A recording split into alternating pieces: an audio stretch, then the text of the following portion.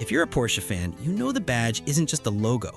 It's a promise of engineering excellence and, dare I say, a ticket to financial stability on wheels. But in a market where new models drop faster than stock prices after a bad earnings call, which Porsche can you actually trust to hold its value? Today, we're pitting three icons against each other: the legendary 911 Turbo S, the track-focused Cayman GT4, and the electric disruptor, the Taycan. Why this battle? Because buying a Porsche isn't just about the drive, it's an investment. Gas prices fluctuate, EVs are evolving, and collector values are skyrocketing for the right models. Stick around as we break down specs, real-world depreciation data, and long-term potential. And if you're loving this Porsche showdown, hit that subscribe button right now and drop a comment. Which one would you bet on? Let's rev it up.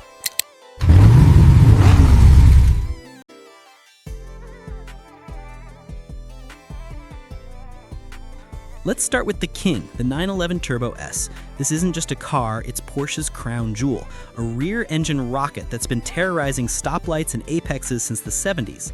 The current 992 generation Turbo S, we're talking a 3.7-liter twin-turbo flat-six, pumping out 640 horsepower, all-wheel drive, and a 0 to 60 sprint in 2.6 seconds.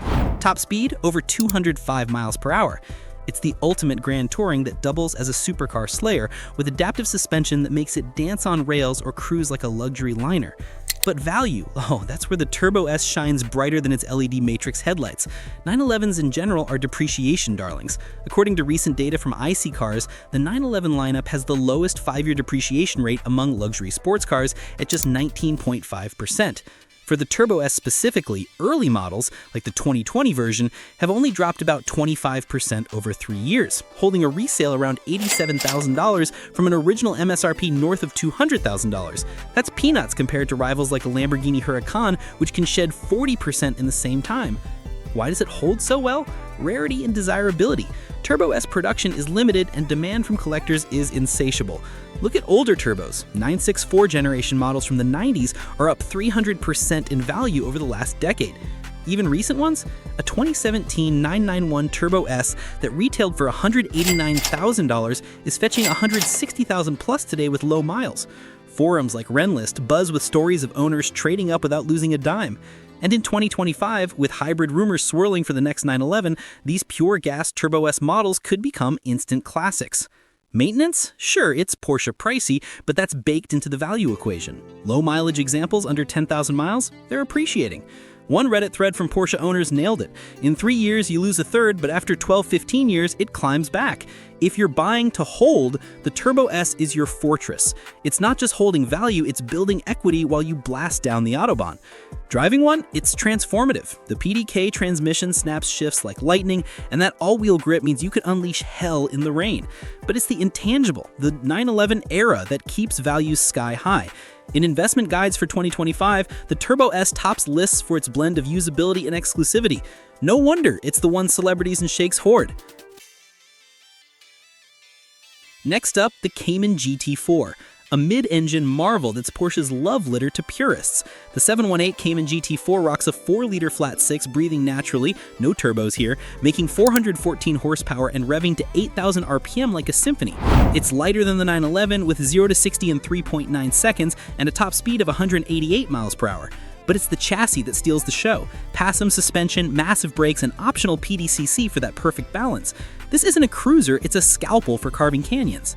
Value retention? The GT4 punches above its weight class. Starting at around $106,000 MSRP, it's more accessible than the Turbo S, yet it holds like a vice. Kelley Blue Book projects a 5-year residual of about 60% for GT4 RS variants, meaning a $150,000 car could still fetch $90,000 after years of track days. Why? Limited production, Porsche builds just a few thousand annually, and its cult status among enthusiasts. Take the 981 GT4 from 2016. Original MSRP $85,000, now trading at $110,000 plus for clean examples. That's appreciation, folks.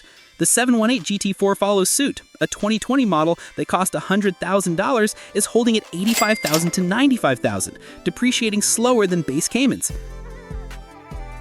Sure, the GT4 RS saw a dip post-ADM markup from $300,000 dealer gouge to $140,000 now, but that's normalizing to true value, and it's still up from MSRP. In 2025 investment tips, the GT4 is hailed as a future classic for its manual option and raw driving purity. Renless threads predict steady climbs, like GT4 hold and increase over time. Depreciation? Minimal if you keep miles low, under 5,000 annually, expect 10 to 15% loss in 3 years, then stabilization. Behind the wheel, it's addictive. The mid-engine poise lets you place it anywhere, and that engine note, chef's kiss. Maintenance is cheaper than the 911, $1,500 services, and parts are plentiful. For bang-for-buck investment, the GT4 is unbeatable. It's the Porsche you drive hard without regret, knowing it'll reward you at trade-in.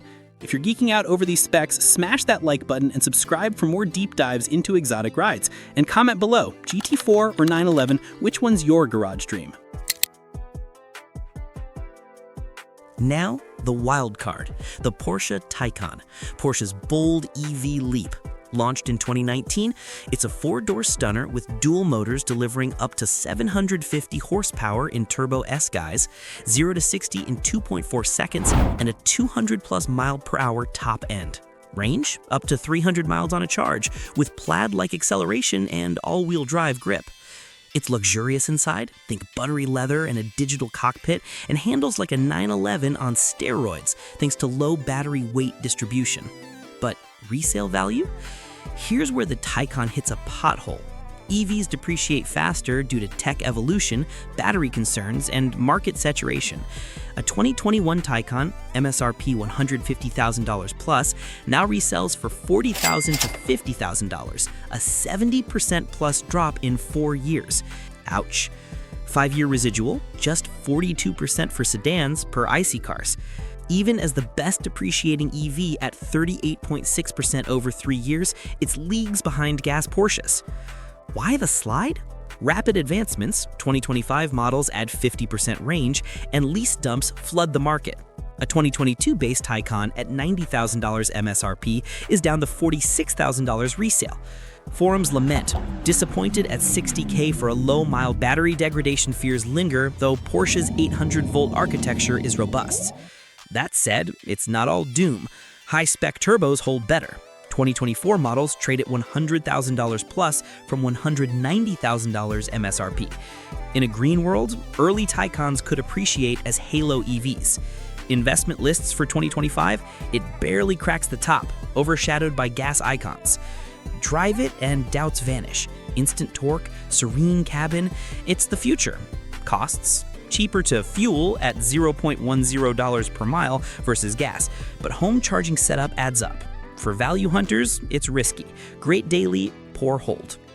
Stacking them up, the 911 Turbo S wins on prestige and data. 19.5% 5-year dep versus GT4's 40% and Taycan's 58%. GT4 edges Taycan for fun factor and retention in the sub $150,000 bracket. Taycan, best for tech lovers, but weakest wallet-wise. Factors matter. Low miles, CPO warranty, and market shifts. In 2025, with EV incentives fading and gas bans looming, 911 and GT4 future-proof better. Drumroll, I'd trust the 911 Turbo S to hold value best. It's the Porsche benchmark. Timeless, desirable, bulletproof. GT4 for enthusiasts on a budget. Taycan if you're all in on electric. Whichever you pick, drive it like you stole it.